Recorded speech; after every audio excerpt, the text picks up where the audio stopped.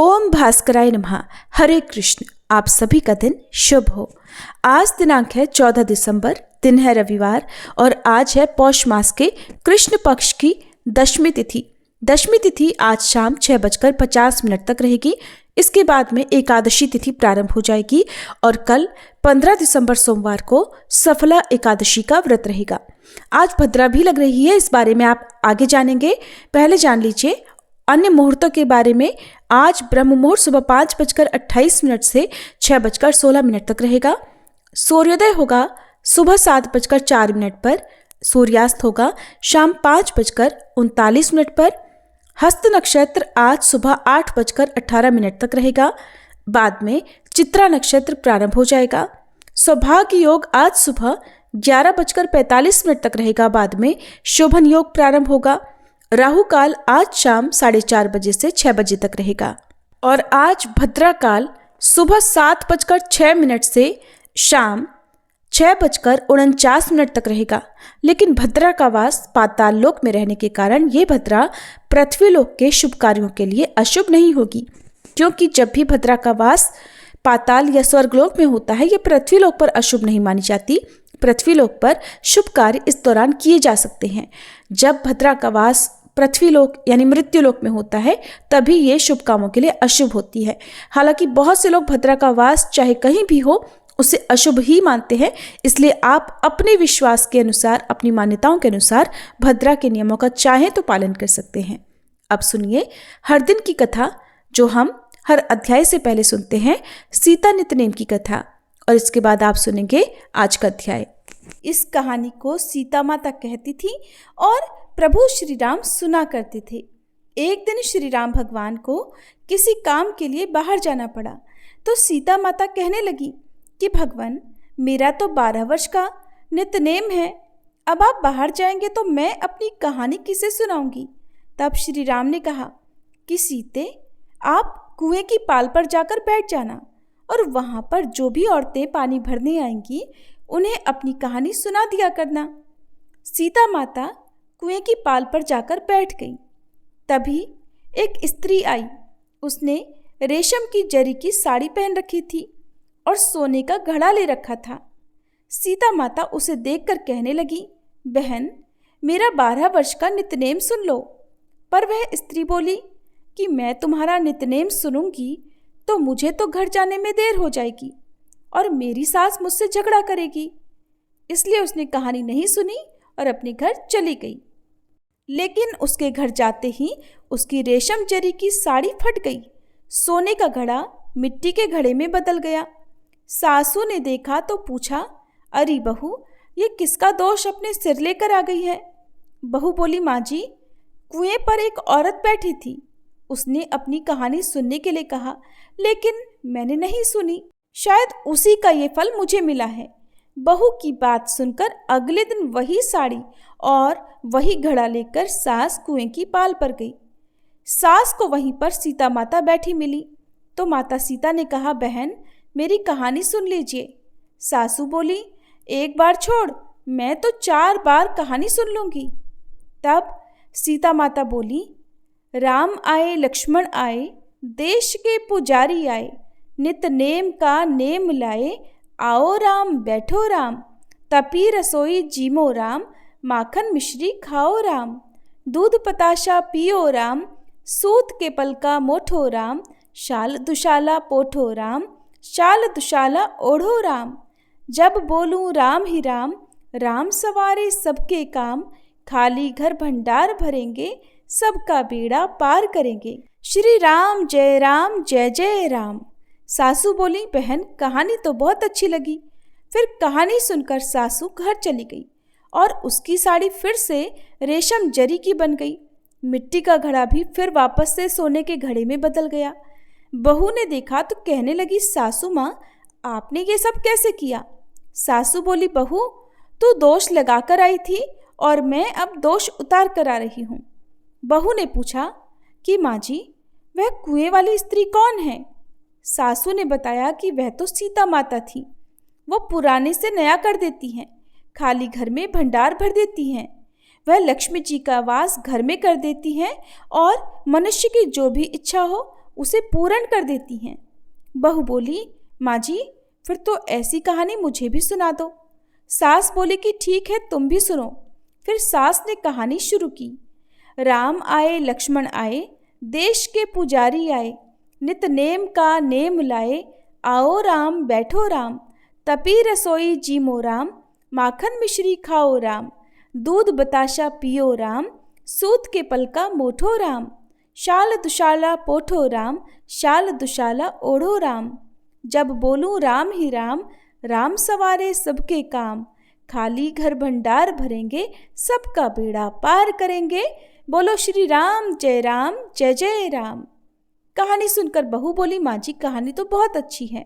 सासू ने कहा, ठीक है, अब से हम इस कहानी को रोज किया करेंगे। अब सास बहू रोज सवेरे उठती, नहाती धोती और पूजा करने के बाद नित नेम की सीता माता की कहानी कहती। एक दिन की बात है, उनके यहाँ पड़ोस की एक औरत आई और बोली कि बहन जरा सी आँच तो देना। तो बहू बोली कि आँच तो अभी हमने जलाई ही नहीं। पड़ोसन बोली, तो फिर तुम सुबह 4 बजे से उठकर क्या कर रही हो? तो उन्होंने कहा कि हम तो सुबह सुबह उठकर पूजा करते हैं, फिर सीता माता की नितनेम की कहानी कहते हैं। पड़ोसन ने उनकी बात सुनकर फिर कहा कि सीता माता की कहानी कहने से तुम्हें क्या मिला? तब वे दोनों बोली कि सीता माता की कहानी कहने से घर में भंडार भर जाते हैं, सारे काम पूर्ण हो जाते हैं, मन की इच्छा भी पूरी होती है। पड़ोसन ने कहा, बहन अगर ऐसा है तब तो फिर मुझे भी कहानी सुना दो। तब बहू बोली कि ठीक है, तुम भी ये कहानी सुन लो। राम आए लक्ष्मण आए, देश के पुजारी आए, नित नेम का नेम लाए, आओ राम बैठो राम, तपी रसोई जीमो राम, माखन मिश्री खाओ राम, दूध बताशा पियो राम, सूत के पल का मोठो राम, शाल दुशाला पोठो राम, शाल दुशाला ओढ़ो राम।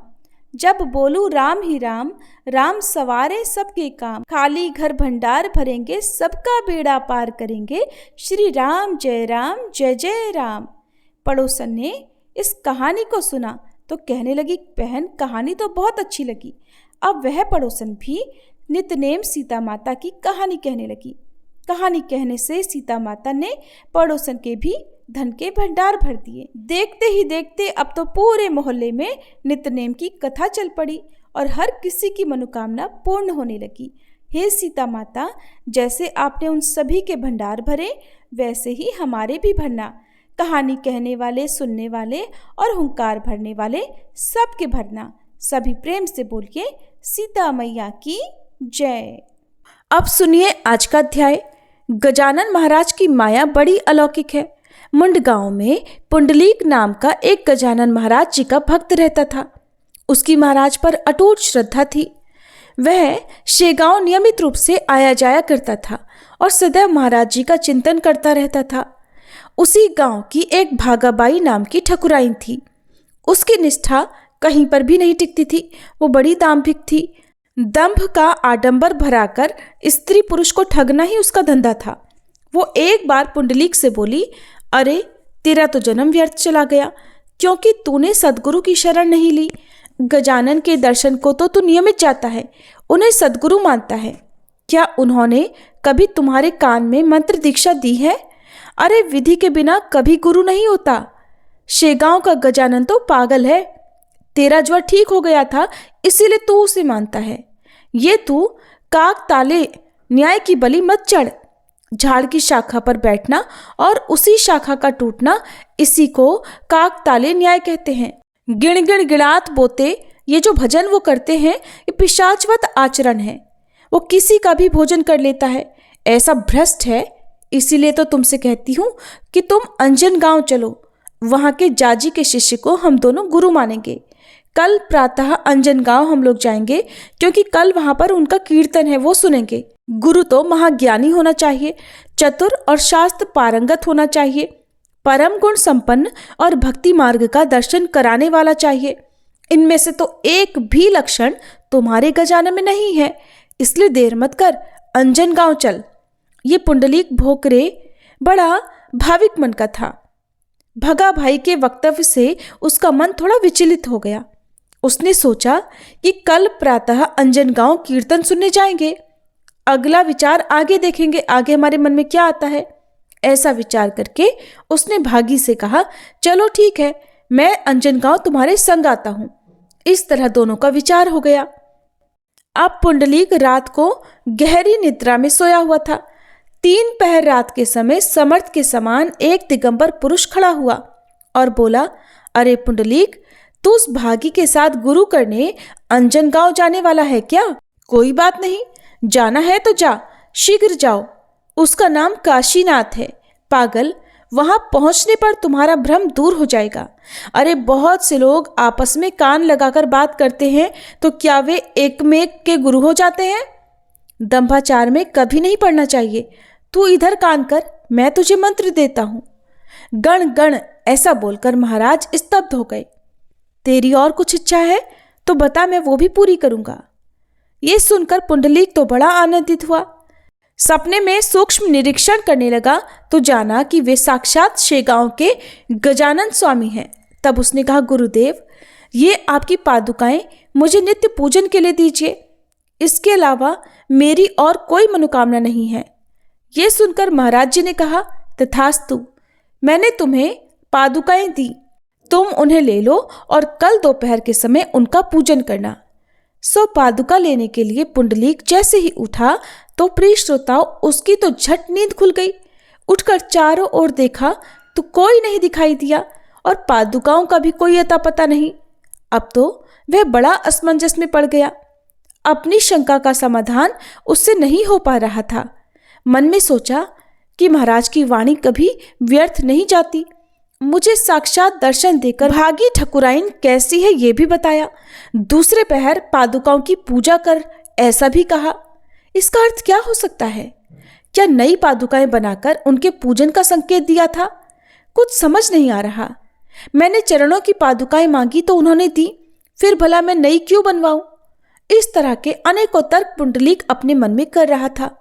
उसी समय उसके घर ठकुराइन भागाबाई उसे बुलाने आई और कहने लगी, पुंडलीक, अब अरुणोदय हो गया है, रास्ता दिखाई पड़ने लगा है, सो मोक्ष गुरु करने अंजनगांव चलो।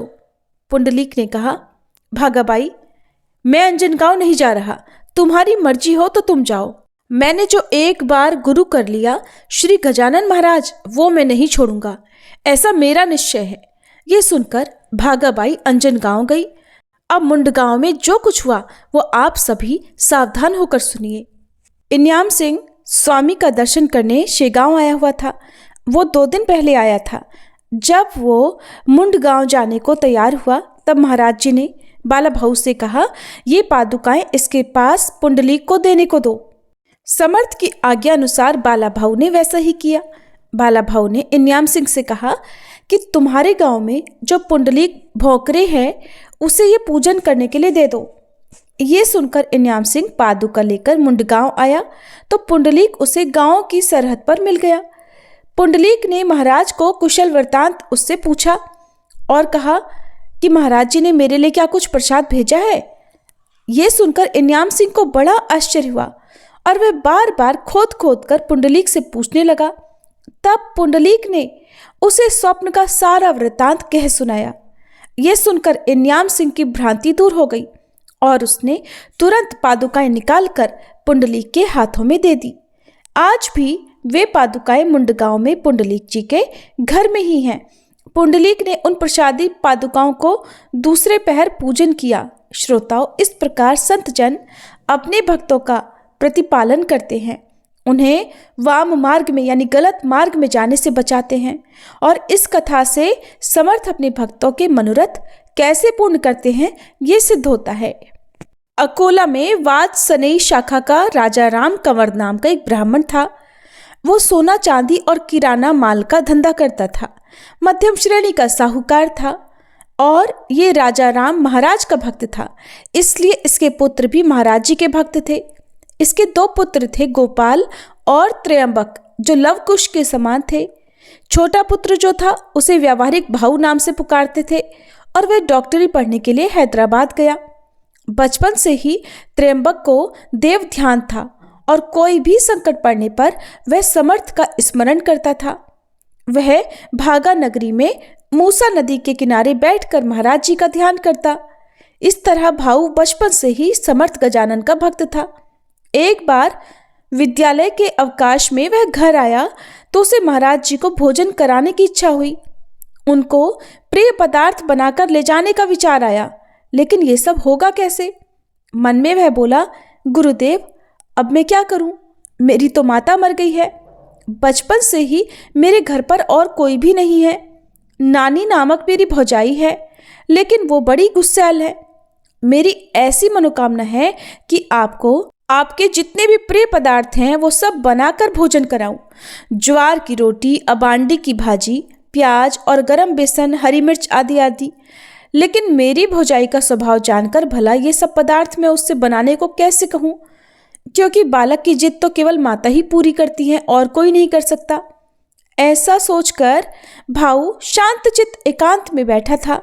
सो किसी काम के लिए उसकी भौजाई नानी वहां आई। उसको देखकर वह अपने देवर से बोली, देवर जी क्या बात है, आपका मुंह क्यों उतरा हुआ है? काहे की चिंता कर रहे हो?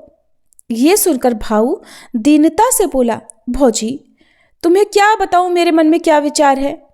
पूर्ण अधिकार रहे बिना मनोरथ तो पूर्ण नहीं होते। फिर तुम पर तो मेरी पूर्ण सत्ता भी नहीं, इसलिए तुम्हें बताकर कोई फायदा नहीं। सुनकर भाभी ने कहा, अरे तुम मेरे छोटे देवर हो, बड़ी भौजाई माता के समान होती है। सो कोई पर्दा ना रखकर तुम्हें जो चिंता है सो बताओ। अब तो ये सुनकर भाऊ बड़ा हंसा और अपनी भौजाई नानी से बोला, नानी आज मुझे ऐसा लगता है कि गजानन महाराज के प्रिय पदार्थ बनाकर शेगांव लेकर जाऊं और उन्हें भोजन कराऊं। और अगर आप ये सब बनाकर दोगी ना तो आपको भी इसका पुण्य लगेगा और मेरा काम भी हो जाएगा। ये सुनकर भौजी हंसकर बोली, बस इतनी सी बात के लिए तुम कुमलाकर इतने चिंतित थे? बताओ क्या क्या बनाना है। गजानन महाराज की कृपा से अपने घर में किसी भी चीज की कोई कमी नहीं है। सुनकर भाऊ की तो खुशी की ठिकाना नहीं था। सुनकर भाऊ ने सब बताया और नानी भी बड़ी खुशी से जल्दी से रसोई बनाने में लग गई। भाजी, रोटी, बेसन और 1 अंजुली भर हरी मिर्च अपने देवर के सामने लाकर रखी। 3 रोटी, 3 प्याज, चना दाल का बेसन, महाराष्ट्र में इसको झुणका कहते हैं, और उसके ऊपर मक्खन हर रोटी पर लगाया और फिर देवर को देकर बोली, अब आप शेगांव जाओ क्योंकि समय थोड़ा बचा है, गाड़ी जाने वाली है और अगर ये गाड़ी नहीं मिली तो सारी भोजन सामग्री व्यर्थ हो जाएगी। भोजन के समय ही पहुंचना चाहिए। नानी ने जब ऐसा कहा तो भाऊ अपने पिता को पूछकर जब रेलवे स्टेशन पहुंचा तो 12 बजे की गाड़ी जा चुकी थी। अब तो ये जानकर भाऊ बड़ा दुखी, बड़ा परेशान हो गया और फिर उसके नेत्रों में जल भर आया। मन ही मन कहने लगा, महाराज इस समय आपने मेरा त्याग क्यों किया? मैं मूलतः दीनहीन हूँ, फिर महाराज जी को भोजन कराने का पुण्य भला मुझे मिल ही कैसे सकता है? जैसे कौवे को मानस सरोवर का लाभ नहीं हो सकता, ठीक वैसे ही मुझे ये पुण्य शायद नहीं प्राप्त हो सकता। मुझसे ऐसी कौन सी अक्षम्य गलती हो गई महाराज जिससे ये गाड़ी आज छूट गई? हाय रे दुर्दैव, तुमने अच्छा दांव साधा। ये थोड़ी सी सेवा भी गुरुदेव की मेरे हाथ से नहीं होने दी, और अगर ये मेरा पाथे यदि ऐसा ही रहे तो मैं भी भोजन नहीं करूँगा। एक तो मेरी भाभी ऐसी थी जिससे मैं कोई काम कहने को या अपनी जिद पूरी करवाने से डरता था। आज उसने खुद खुशी खुशी ये सब कुछ तैयार करके दिया, तो मेरे तो किस्मत में नहीं कि मैं अपने महाराज जी को ये सब पवा सकूं। अगर आज मैं महाराज जी को भोजन नहीं करा पाया तो मैं भी अब भोजन नहीं करूँगा। ये वचन त्रिवार सत्य है।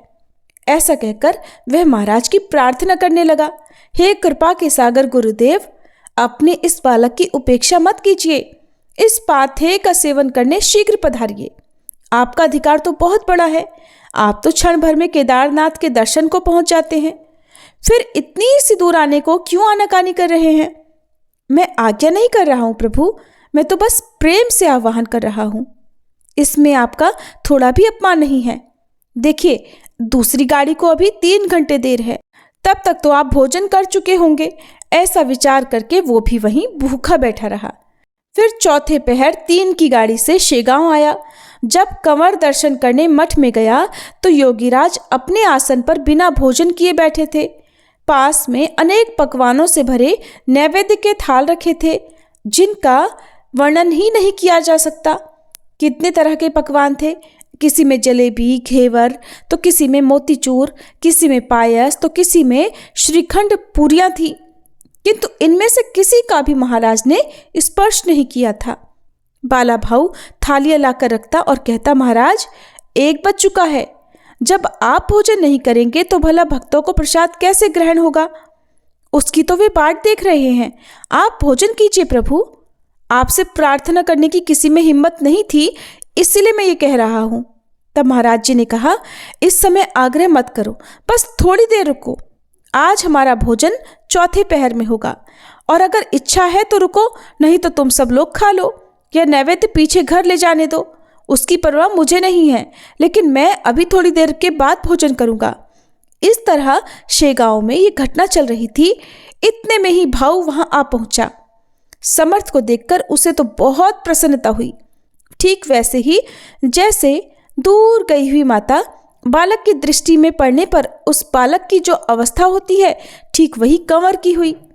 उस भाव को देखकर महाराज जी हंसकर बोले, अरे अच्छा न्योता दिया आज, क्या ये भोजन की वेला है? इतनी देर कर दी भोजन लाने में, तुम्हारे वचन में बंध गया था और मैं भी भूखा रह गया। ला जल्दी से वो पाथे। ये सुनकर कंवर बोला, गुरुदेव 12 बजे की गाड़ी चूक गई। सो कंवर को बाला भाऊ ने कहा, चल ठीक है, कोई बात नहीं, दुखी मत हो, क्या लाए हो जल्दी से निकालो। ये सुनकर कंवर ने रोटी, भाजी और प्याज सामने रख दिया। उनमें से 2 रोटियां समर्थ ने खाई और एक प्रसाद रूप में सभी भक्तों को दी। ये घटना देखकर सभी लोगों को बड़ा आश्चर्य हुआ और महाराज जी के अधिकार का पता चला। उन सब लोगों को अब समझ में आया कि आज महाराज जी भोजन क्यों नहीं कर रहे थे। तो ऐसे होते हैं संत जो सबके मन की बात जान लेते हैं। महाराज वास्तव में भक्त वात्सल हैं। ये घटना देखकर सभी लोगों को भक्त विदुर की हस्तिनापुर की घटना याद हो आई, जिसमें भगवान श्री कृष्ण ने दुर्योधन के पकवानों को छोड़कर विदुर के घर साग का सेवन किया था। वैसे ही महाराज ने पकवानों को स्पर्श भी नहीं किया। कंवर की रोटियों पर स्वामी जी का मन रीझा हुआ था। भाऊ ने शेगांव में समर्थ का प्रसाद ग्रहण किया, क्योंकि सद्भाव उदित होने पर ही ऐसा होता था। इसके बाद समर्थ ने कंवर से कहा, अब तुम अकोला जाओ, अगले वर्ष डॉक्टरी पास हो जाओगे। तब कंवर ने कहा, गुरुदेव आपकी दया मुझ पर हो, बस इसके सिवा मुझे और कुछ नहीं चाहिए। ये आपके दिव्य चरण ही मेरी निधि हैं। आपकी दिव्य मूर्ति का चिंतन सदैव हो, यही मेरी प्रार्थना है। ऐसा बोलकर कंवर अकोला चला गया। समर्थ अपने भक्त की कभी उपेक्षा नहीं करते, और यही कारण था कि वे कंवर की राह देख रहे थे। अब एक और प्रसंग भी सुनिए। शेगांव में रहने वाला तुकाराम शेगोकार नाम का एक किसान महाराज का भक्त था। वो खेती का काम करता था। उसके घर में बड़ी गरीबी थी। खेती का काम सूर्यास्त तक करने के बाद वह महाराज जी के दर्शन को जाता। कुछ देर बैठकर फिर खेत में चला जाता। वह महाराज की चिलम भर कर देता और चरणों का दर्शन लेकर चला जाता। इस तरह का ये क्रम कई दिनों तक चलता रहा। भाग्य चक्र बड़ा विचित्र होता है, वो किसी को नहीं छोड़ता, और जो भाग्य में लिखा होता है वो होकर ही रहता है। एक दिन एक आखेटक यानी एक शिकारी बंदूक कंधे पर रखकर हिरन की खोज में उसके खेत में आ गया। तुकाराम अपने खेत में काम में मगन था। प्रातःकाल की वेला थी। उस समय सूर्योदय हुआ ही था। तुकाराम अंगीठी जलाकर अपने खेत में बैठकर अंगीठी सेक रहा था, और ठीक उसके पीछे झुरमुट में एक हिरन बैठा हुआ था। शिकारी ने देखा तो उसको मारने के लिए उसने निशाना साध कर बंदूक चलाई, जिससे हिरन तो मर गया, लेकिन छर्रों में से एक छर्रा तुकाराम के कान के पीछे लग गया। छर्रा बड़ी तेजी से लगने से अंदर उसके दिमाग में प्रविष्ट हो गया। अब तुकाराम को दवाखाने लाया गया। डॉक्टरों की बहुत कोशिश करने पर भी वह छर्रा नहीं निकल पाया। तुकाराम को सिर में बहुत पीड़ा होने लगी। रात को ठीक से नींद भी नहीं आ रही थी। सभी प्रकार के देवी संकल्प इत्यादि करने पर भी उसको कोई लाभ नहीं हुआ। इस अवस्था में भी वह मठ में जाता और नित्य परिचर्या करता। ऐसे में एक भक्त ने उससे कहा, अरे तुकाराम, डॉक्टर वैद्य छोड़ दे। इस संसार में साधु सेवा जैसा दुख नाश का और कोई उपाय नहीं है। उनकी कृपा होने पर तुम्हारी ये पीड़ा अवश्य नष्ट हो जाएगी। तुम प्रत्येक दिन मठ के आसपास सफाई किया करो, जिससे महाराज की सेवा भी होगी और तुम्हें भी पुण्य लाभ होगा। लेकिन अपने पिता के समान दाम्भिकता से दिखावे में ये काम बिल्कुल मत करना। सदैव शुद्ध भाव धारण करना। ये सुनकर तुकाराम ने मठ का परिसर झाड़कर आईने के समान स्वच्छ और निर्मल रखना शुरू कर दिया। इस अवस्था में वह 14 वर्षों तक सेवा करता रहा। एक दिन बड़ी आश्चर्यजनक घटना घटी। झाड़ू लगाते लगाते उसके कान में से छर्रा निकलकर जमीन पर गिर पड़ा।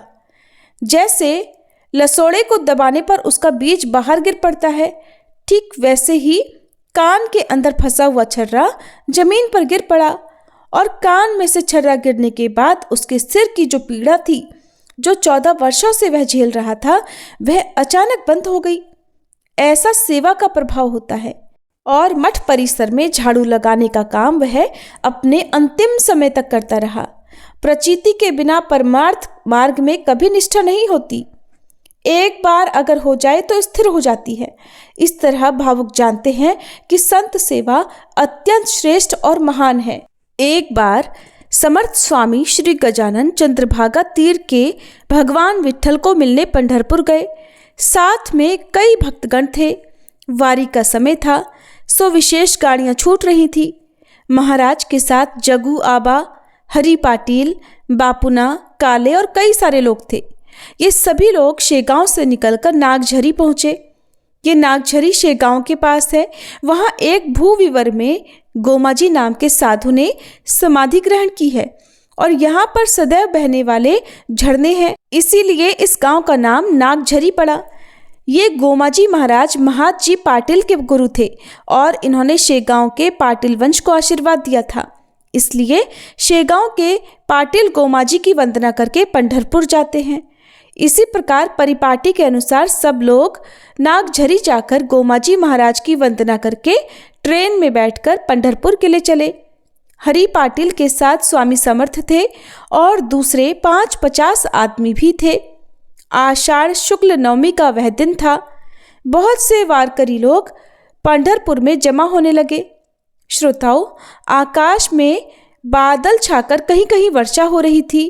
भू वैकुंठ पंढरपुर में जन समुदाय उमड़ पड़ा था और वैसे ही उमड़ पड़ा था जैसे समुद्र में ज्वार भाटा उमड़ता है।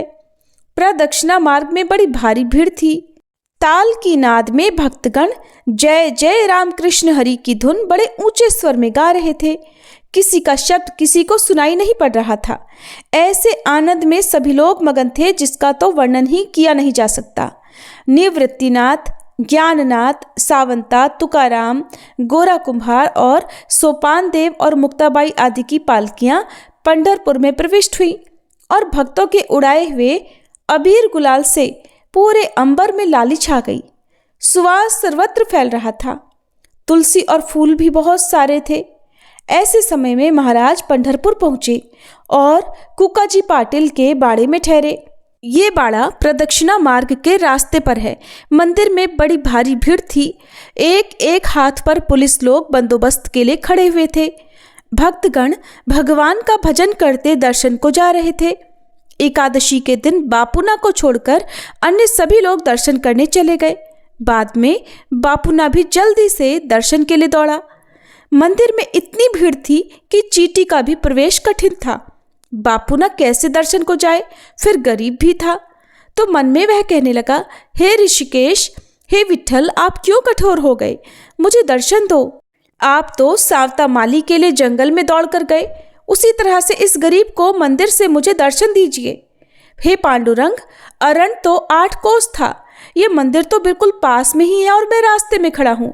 लोग तो कहते हैं आप अनाथों के नाथ हो, फिर मुझ अनाथ से क्यों मुंह मोड़ लिया? ऐसी बड़ी प्रार्थना की और अंत में बापुना हताश होकर अस्त समय डेरे पर वापस लौट आया। मुख कांति मलिन हो गई थी। मन मंदिर के ही चक्कर लगा रहा था और ध्यान विट्ठल के दर्शन में लगा था। शरीर ये बाड़े में था। बापूना को देखकर लोग हंसने लगे और कहने लगे, ये पंढरपुर दर्शन को आया और गांव से फिरकर ही लौट गया। कैसा दुर्दैव है, यहाँ आकर भी श्रीपति के दर्शन नहीं कर पाया। अरे ये तो पाखंडी है। तो कुछ लोग बोले, बापूना को तो सब वेदांत ज्ञान है, सो वह किसलिए मंदिर में दर्शन को जाएगा। अरे उनका भगवान तो सदैव उनके हृदय में स्थित है। मंदिर के पत्थर के देव में देव कहाँ, ऐसा वेदांत का मत है। हम सब लोग पागल हैं जो कष्ट उठाकर भी दर्शन को जाते हैं। बापूना का देव तो रास्ते में खड़ा है। तब उनमें से एक ने कहा, फिर ये यहाँ किस लिए आया? क्या शेगांव में उसका ईश्वर नहीं मिलता? अरे ये वेदांती लोग अन्य लोगों को ज्ञान का उपदेश देते हैं, लेकिन इनको स्वयं को तो कोई अनुभूति नहीं होती। इस तरह से लोग उसका उपहास करने लगे। सब लोगों के सामने बेचारा अकेला क्या करता। बापूना मुंह बंद करके भूखा ही बैठा था। महाराज लेटे हुए सब कुछ देख रहे थे। सुनकर महाराज बोले, बापूना आओ, मैं तुम्हें रुक्मिणी रमन से मिलाता हूँ, क्योंकि गरीब जनों की दया साधु को ही होती है। जिनको सत्संगति प्राप्त होती है वो ही वास्तव में भाग्यवान है। ऐसा बोलकर महाराज कमर पर हाथ रखकर पैर जोड़कर खड़े हुए। तुलसी और फूल की मालाएं गले में सुंदर कृष्णवर्ण मूर्ति बापूना को दिखाई पड़ी। उसने चरणों पर मस्तक रखा, फिर ऊपर दृष्टि उठाकर उसने देखा तो समर्थ दिखाई पड़े, जिससे बापूना को बड़ा आनंद हुआ। पीतांबर जो बापूना को दिखा, मंदिर से जाने पर उसे वही वेश दिखाई पड़ा। तब बाकी और लोग महाराज से बोले, महाराज बापूना के समान हम लोगों को भी दर्शन करवाइए ना। सुनकर महाराज ने कहा, अरे पहले बापूना के समान मन तो बनाओ, तब दर्शन करवाऊंगा। क्या दर्शन बाजार में बिकता है? मन निष्पाप करो तो अवश्य ही दर्शन होगा। देखिए, बापूना को महाराज ने कूका जी के बाड़े में साक्षात विट्ठल जी के दर्शन करवाए। संतत्व खेल नहीं है। संत और भगवंत अलग अलग नहीं है। ठीक वैसे ही जैसे मिठास और गुड़ को अलग नहीं किया जा सकता। काला लेकर सब लोग पीछे पीछे आए। बापूना के अंतर में तो बस श्यामल मूर्ति ही बस गई। बाद में उन्हें पंढरी के कृपा प्रसाद से चतुर रसिक और विद्वान पुत्र उत्पन्न हुआ, जिसका नाम बापूना ने नामदेव रखा। मन नदी के किनारे शेगांव से उत्तर की ओर कवठा बहादुर नाम का एक देहात है। वहां का रहने वाला एक मालाधारी वारकरी बरार का होने से कूका जी के बाड़े में पंढरपुर में उतरा। उस समय आषाढ़ी द्वादशी को वहां पर कालरा जो महामारी होती है उसका प्रकोप फैला हुआ था। तब तो पूछो मत, प्रेम के पीछे प्रेम जाने लगे। हर घर में डॉक्टर के हुजूम से पुलिस लोग यात्रियों को गांव से निकालने लगे। यात्रियों को खोज खोज कर जबरदस्ती गाड़ियों में बिठाते, और ये कवठे बहादुर का वारकरी उस बीमारी से ग्रसित हो गया, क्योंकि ये एक दूसरे के साथ रहने पर फैलती है। तब उसको उल्टी दस्त होने लगे जो रुकते ही नहीं थे। उसके हाथ पैरों से वात आने लगा। शेगांव के लोग जाने को तैयार हुए। पुलिस के डर के मारे किसी ने भी ये वृतांत उन्हें नहीं बताया। अब एक घड़ी में सारा का सारा बाड़ा खाली हो गया। संकट के समय कोई काम नहीं आता। सारे जन तो बस सुख के संगी होते हैं, दुख में तो बिल्कुल छोड़ देते हैं। ऐसे समय में केवल ईश्वर या संत ही सहायता करते हैं। ये देखकर गजानन महाराज बोले, ये ओटे पर सोया है, इसे लेकर चलो। लोग कहने लगे, गुरुदेव ये तो लगभग मर ही गया है, अब इसको साथ लेकर चलेंगे तो हम पर भी संकट आ सकता है। अपने साथ तो 50 आदमी है गुरुदेव। पंढरपुर में कालरा बड़ी जोर से फैली हुई है, इसलिए यहाँ ठहरना खतरे से खाली नहीं। जल्दी से चलिए महाराज, चंद्रभागा के आसपास चले जाएं। तब महाराज बोले, अरे तुम लोग बौरा गए हो क्या? अपने देश बंधु को ऐसी अवस्था में छोड़कर जाना चाहते हो? ऐसा कहकर महाराज उसके पास गए, उसको उठाकर बिठाया और मधुर वाणी से बोले, भैया चलो उठो, अब हमें अपने गांव बराड़ जाना है। तब वारकरी ने उत्तर दिया, गुरुदेव अब काहे का बराड़ जाना, अब तो हमारा अंत समय नजदीक आ गया लगता है। तब महाराज बोले, अरे पगले डरते क्यों हो, तुम्हारा विघ्न तो टल गया। ऐसा कहकर महाराज ने उसके सिर पर हाथ रखा। महाराज का वरद हस्त सिर पर लगते ही उसकी तो उल्टी दस्त सारी बीमारियां दूर हो गई, उल्टी बंद हो गई। थोड़ी थोड़ी शक्ति उसको शरीर में पता लगी तो वह किसी प्रकार उठकर खड़ा हुआ। तब महाराज ने उसका हाथ पकड़ा। फिर भला यमराज अपने मन से उसे कैसे लेकर जाता। घड़ी भर में वह स्वस्थ हो गया और सबके साथ चंद्रभागा के पास समर्थ आ गया। उसको बड़ा आनंद हुआ। तब वह महाराज की चरण वंदना करके कहने लगा, हे दयालु, आपने मुझे यमराज की दाढ़ से निकाला। ऐसा चमत्कार होने पर सारे भक्तगण महाराज जी की जय जयकार करते हुए निर्भयता से कोडुबाडी पहुंच गए। इस तरह श्री गजानन महाराज के साथ सभी लोग पंढरपुर की वारी करके शेगांव पहुंचे। एक बार एक कर्मठ ब्राह्मण गजानन महाराज के दर्शन को शेगांव आया। वह बड़ी दूर से महाराज की कीर्ति सुनकर दर्शन करने के लिए आया हुआ था। वह मध्व संप्रदायी था और उस संप्रदाय से छुआछूत और सुचिता अशुचिता का बड़ा कड़ा निषेध है। वह महाराज को देखकर सोचने लगा, मैं बेवजह ही यहाँ आया इस पागल की वंदना करने। अरे ये तो भ्रष्टाचारियों के शिरोमणि लगते हैं। अरे यहाँ तो किसी प्रकार की शुद्धि और अशुद्धि का कोई ख्याल तक नहीं, कोई नियम नहीं, कोई बंदिश नहीं, अनाचार का साम्राज्य है। ऐसे पागल को लोग साधु कहते हैं। बड़े आश्चर्य की बात है। उस समय मठ में एक काले श्वान का शव आने जाने के मार्ग में पड़ा हुआ था। उसको देखकर ब्राह्मण तो और खिन्न हो गया। सोचा, अब मैं पानी कैसे लाऊं? रास्ते में तो ये श्वान मरा पड़ा है, इसको कोई उठाता नहीं। हमेशा गांजा फूंकते रहते हैं और इस पागल की वंदना करते हैं और महाराज महाराज करते फिरते हैं। ऐसे साधुत्व का नाश हो। अरे मुझे कहाँ से ये बुद्धि हुई इनके दर्शन करने की। उसका संशय नष्ट करने को महाराज उठकर वह ब्राह्मण जहाँ खड़ा था वहाँ आए और कहने लगे, अरे आप यथावत पूजा कीजिए, ये श्वान मरा नहीं है, आप बिना वजह शंका मत करो। तब तो वह और क्रोधित होकर कहने लगा, अरे मुझे तुम जैसा पागलपन नहीं हुआ है।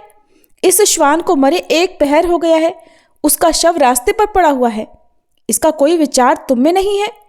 ये सुनकर महाराज ने उत्तर दिया, भाई हम लोग तो भ्रष्ट हैं, हमको आपके जैसा ज्ञान कहाँ।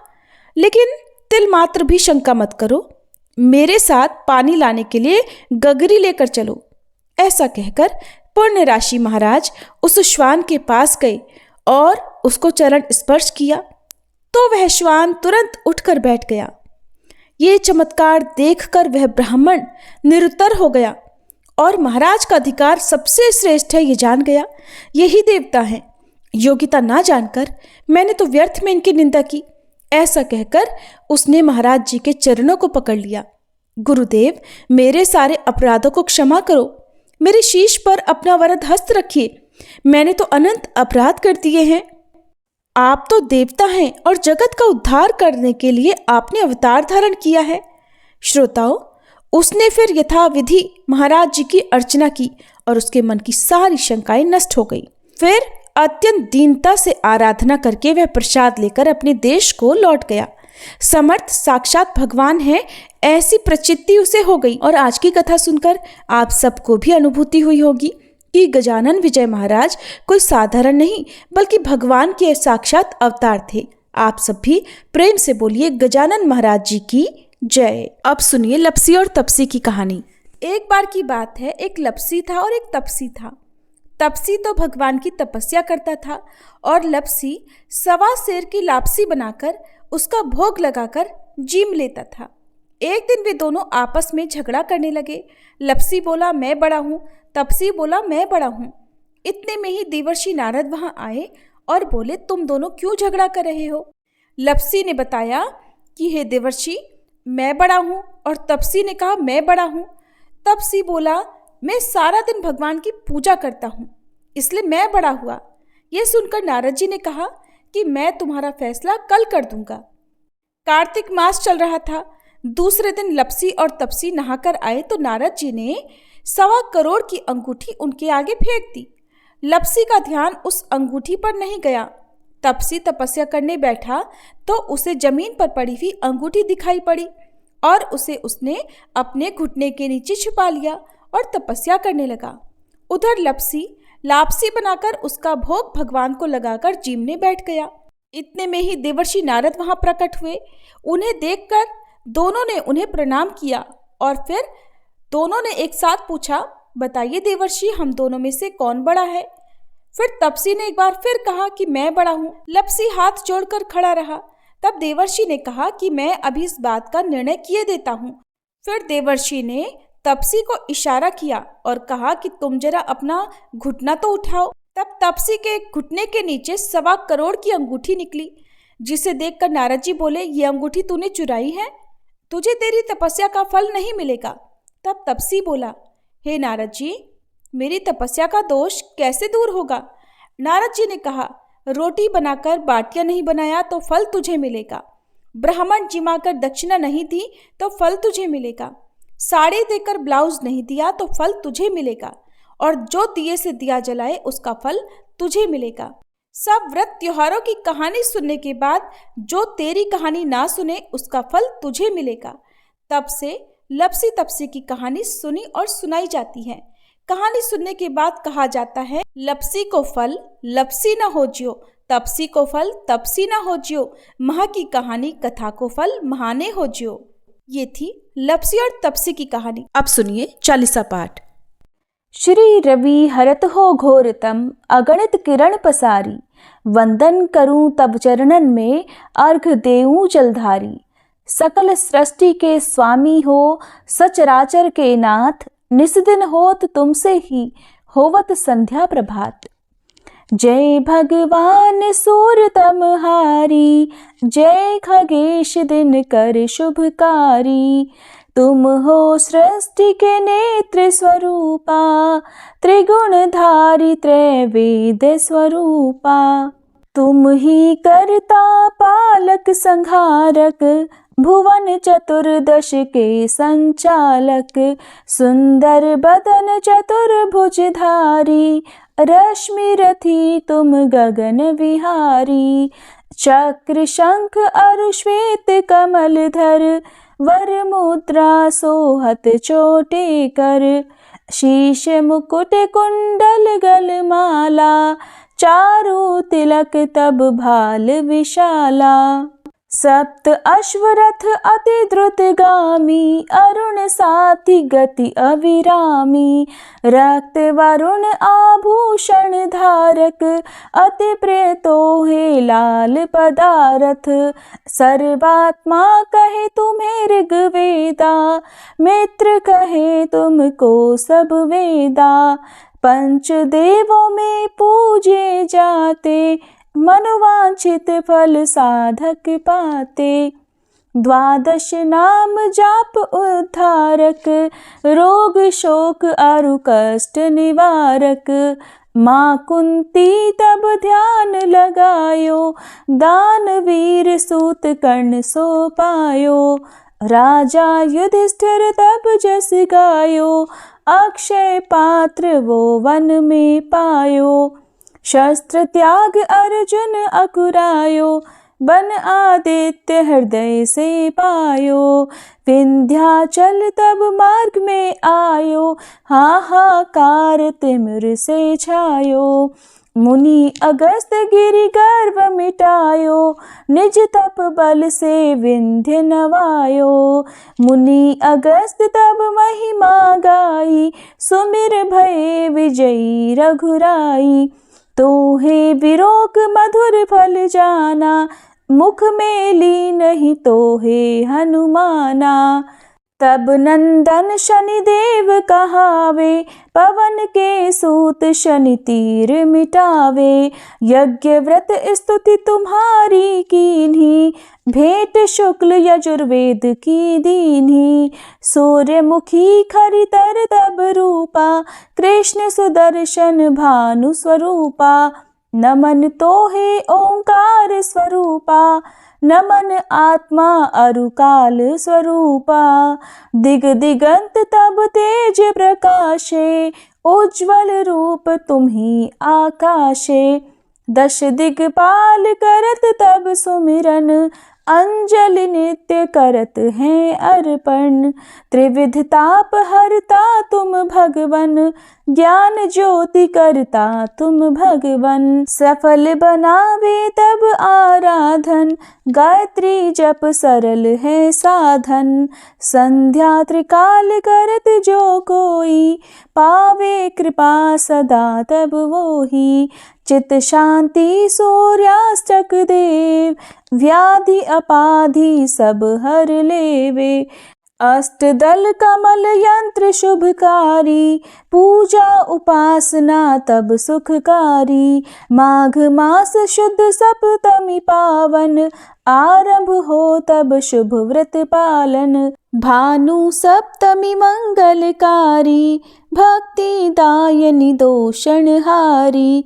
रविवासर जो तुमको ध्यावे, पुत्रादिक सुख वैभव पावे। पाप रूपी पर्वत के विनाशी, व्रज रूप तुम हो अविनाशी। राहु आन तब ग्रास बनावे, ग्रहण सूर्यता को लग जावे। धर्म दान तब करते हैं साधक, मिटत राहु तब पीड़ा बाधक। सूर्य देव तब कृपा कीजे, दीर्घ आयु बल बुद्धि दीजे। सूर्य उपासना कर नित ध्यावे, कुष्ठ रोग से मुक्ति पावे। दक्षिण दिशा तोरी गति जावे, दक्षिणायन वो ही कहलावे। उत्तर मार्गी तोरो रथ होवे, उत्तरायण तब वो कहलावे। मन और वचन कर्म हो पावन, संयम करता भलित आराधन। भरत दास चिंतन करत घर दिन कर तब ध्यान, रखियो कृपा इस भक्त पे तुम्हारी सूर्य भगवान। ओम जय सूर्य भगवान, जय हो दिनकर भगवान। जगत के नेत्र स्वरूपा, तुम हो त्रिगुण स्वरूपा। धरत सब ही तब ध्यान, ओम जय सूर्य भगवान। सारथी अरुण है प्रभु, तुम श्वेत कमल धारी। तुम चार भुजाधारी, अश्व है सात तुम्हारे। कोटि किरण पसारे, तुम हो देव महान। ओम जय सूर्य भगवान। उषा काल में जब तुम उदयाचल आते, सब तब दर्शन पाते। फैलाते उजियारा, जागता तब जग सारा। करे सब तब गुणगान, ओम जय सूर्य भगवान। संध्या में भुवनेश्वर अस्ताचल जाते, गोधन तब घर आते। गोधूली बेला में हर घर हर आंगन में, हो तब महिमा गान। ओम जय सूर्य भगवान। देव दनुज नर नारी, ऋषि मुनिवर भजते। आदित्य हृदय जपते, स्तोत्र ये मंगलकारी। इसकी है रचना न्यारी, दे नव जीवन दान। ओम जय सूर्य भगवान। तुम हो त्रिकाल रचयिता, तुम जग के आधार। महिमा तब अपरंपार, प्राणों का सिंचन करके। भक्तों को अपने देते, बल बुद्धि और ज्ञान। ओम जय सूर्य भगवान। भूचर जलचर खेचर, सबके हो प्राण तुम्ही। सब जीवों के प्राण तुम्ही। वेद पुराण बखाने, धर्म सभी तुम्हें माने। तुम ही सर्वशक्तिमान, ओम जय सूर्य भगवान। पूजन करती दिशाएं पूजे दश दिक्पाल, तुम भुवनों के प्रतिपाल। ऋतुएं तुम्हारी दासी, तुम शाश्वत अविनाशी, शुभकारी अंशुमान। ओम जय सूर्य भगवान, ओम जय सूर्य भगवान, जय हो दिनकर भगवान। जगत के नेत्र स्वरूपा, तुम हो त्रिगुण स्वरूपा, धरत सब ही तब ध्यान। ओम जय सूर्य भगवान, ओम जय सूर्य भगवान। जय जय तुलसी भगवती सत्यवती सुखदानी, नमो नमो हरि प्रेसी श्री वृंदा गुण खानी। श्री हरि शीश विरजनी, देहु अमर वर अम्ब, जनहित हे वृंदावनी अब न करहु विलंब। धन्य धन्य श्री तुलसी माता, महिमा अगम सदा श्रुति गाता। हरि के प्राणहु से तुम प्यारी, हरहि हेतु कीन्हो तप भारी। जब प्रसन्न है दर्शन दीन्हो, तब कर जोरी विनय उस कीन्हो। हे भगवंत कंत मम होहु, दीन जानि जानि छाड़हु छोहु। सुनि लक्ष्मी तुलसी की बानी, दीन हो श्राप कध पर आनी। उस अयोग्य वर मांगन हारी, हो बिटप तुम जड़ तनुधारी। सुनि तुलसी ही श्रव्योत ही ठामा, करहु वास तुहु नीचन धामा। दियो वचन हरि तब तत्काला, सुनहु सुमुखि जानि होहु बिहाला। समय पाई ब्योहरो पाति तोरा, पूजहि आस वचन सत मोरा। तब गोकुल मह गोप सुदामा, तासु भई तुलसी तू बामा। कृष्ण रास लीला के माही, राधे शक्यो प्रेम लखि नाही। दियो श्राप तुलसी तत्काला, नर लोक ही तुम जन्महु बाला। यो गोप वह दानव राजा, शंख चूर्ण नामक शिर ताजा। तुलसी भई दासु की नारी, परम सती गुण रूप अगारी। अस द्वै कल्प बीति जब गयहु, कल्प तृतीय जन्म तब भयहु। वृंदा नाम भयो तुलसी को, असुर जलंधर नाम पति को। कर अति द्वंद अतुल बल धामा, कीन्हा शंकर से संग्रामा। जब निज सैन्य सहित शिव हारे, मरहि न तब हर हर ही पुकारे। पतिव्रता वृंदाती नारी, को न सके पति ही संहारी। तब जलंधर ही भेष बनाई, वृंदा ढिग हरि पहुँचो जाई। शिव हित लहि करि कपट प्रसंगा, कियो सतीत्व धर्म तो ही भंगा।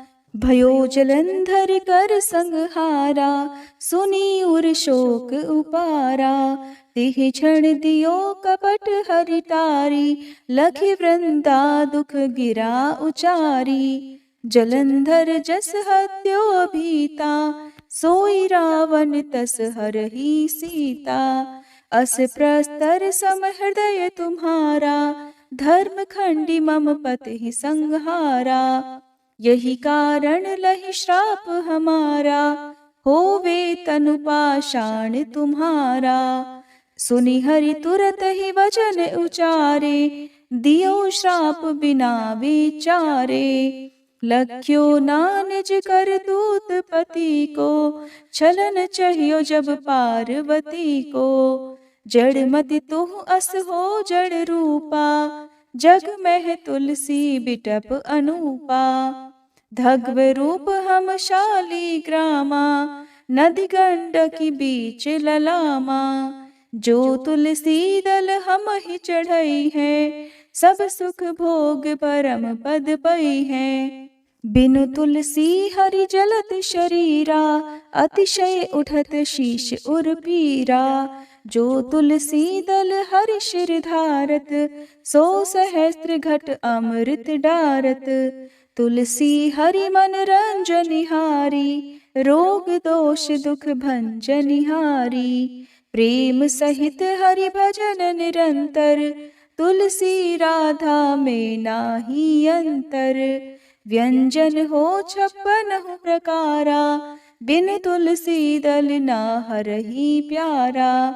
सकल तीर्थ तुलसी तर छाही, लहत मुक्ति जन संशय नाही। कवि सुंदर इक हरि गुण गावत, तुलसी निकट सहस गुण पावत। बसत निकट दुर्वासा धामा, जो प्रयास ते पूर्व ललामा। पाठ करहि जो नित नर नारी, हो ही सुख भाषहि त्रिपुरारी। तुलसी चालीसा पढ़ी तुलसी तरु गृहधारी, दीप दान करी पुत्र फल पावहि बंध्यहु नारी। सकल दुख दरिद्र हरिहार हुए परम प्रसन्न, आशय धन जन लड़ही कर बसहि पूर्णा अत्र। लाही अभिमत फल जगत महिलाहि पूर्ण सब काम, जेहि दल अर्पहि तुलसी तह सहस बसहि हरि राम। तुलसी महिमा नाम लख, तुलसी सूत सुख राम। मानस 40 रच्यो, जग मह तुलसीदास। प्रेम से बोलिए तुलसी महारानी की जय। तुलसी महारानी नमो नमो, हरि की पटरानी नमो नमो।